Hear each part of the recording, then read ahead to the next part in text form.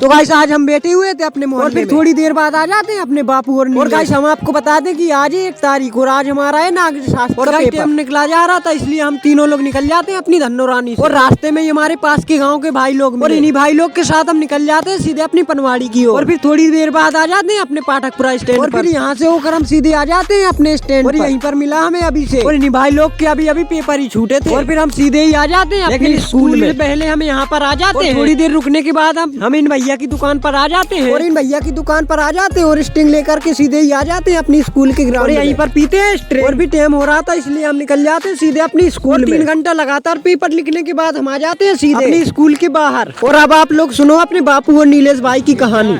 4 page खाली हो लिखे सांस नहीं आती लास्ट के पेज में मैंने पूरी भर 28 पेज।